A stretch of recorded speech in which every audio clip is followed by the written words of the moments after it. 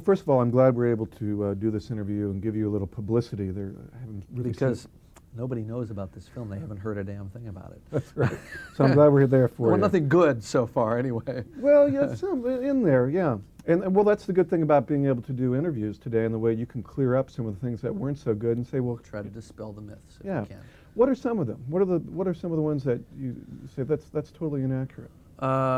Well, you know, people have been reporting the budget as much higher than it is. The budget is, in fact, just a little under $200 million, but they've been saying it's $285 million, which is ridiculous. I've never historically copped to the budget, but it's sort of bitten me because people think True Lies cost $120 million and it cost $100 million. So I figure I might as well get the facts straight.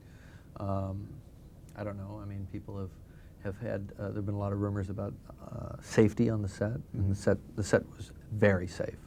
And you know, we have the facts to back it up, but these rumors kind of spread like wildfire. It's something to do with the big film syndrome, you know. Sure. Let's talk about the pitch. You started this with the simple pitch at 20th Right. Century Fox. Right. What was the pitch? Little movie, boy meets girl, a ship sinks, but you know.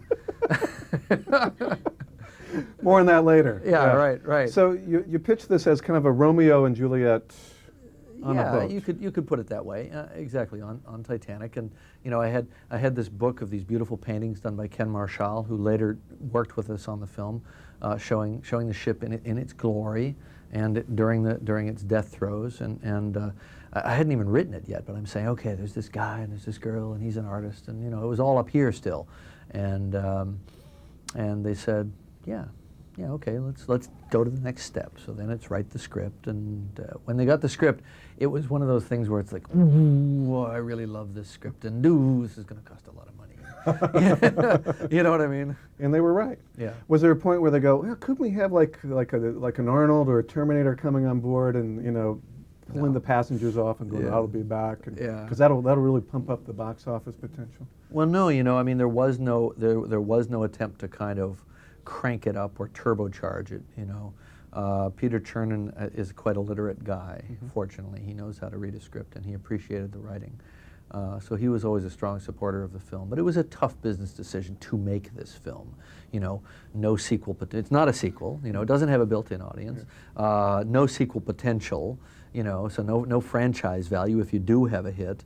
You know, you can't make a theme park attraction out of it. You can't do a toy line out of it, you know. So all of those other profit centers don't exist. So it really has to stand on its own merits.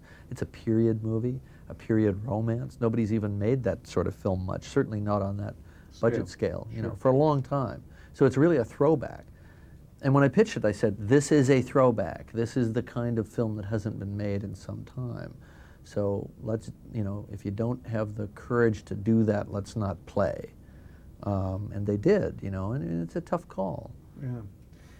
How would this film have been different if it had to have met its release date of July 4th or the end of July?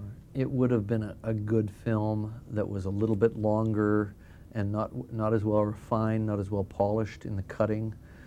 Some musical moments might not have been quite as powerful because the music was sort of, you know, it took a long time to record the music and get it just right. It would have been a good film, but not the film you saw. Yeah, and that music is haunting. I mean, all the way home.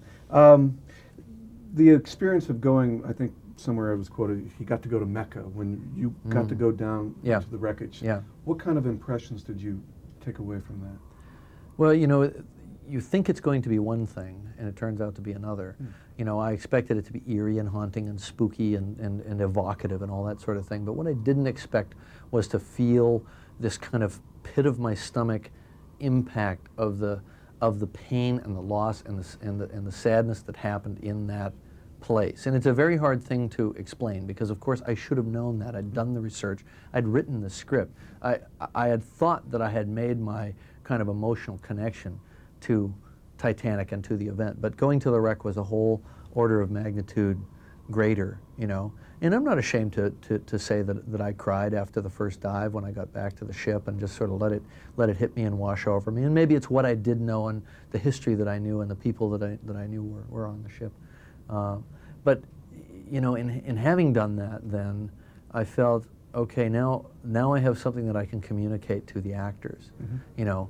And I think that every time an actor came in, whether it was Kathy Bates or Kate or Leonardo, I had something to say to them that piqued their interest, because they saw this now, you know, maybe they read the script and thought disaster movie, but now they're talking to me and they're hearing something different, you know. And I think it guided the film in a slightly different direction. I'm not saying I really changed the script, but it was really more a question of emphasis and the emphasis we put on things, you know. I'm not ashamed to admit I welled up during the movie as well. So. Well, that's good. Thanks That's for good. your time. 90s guy. We are. That, you know?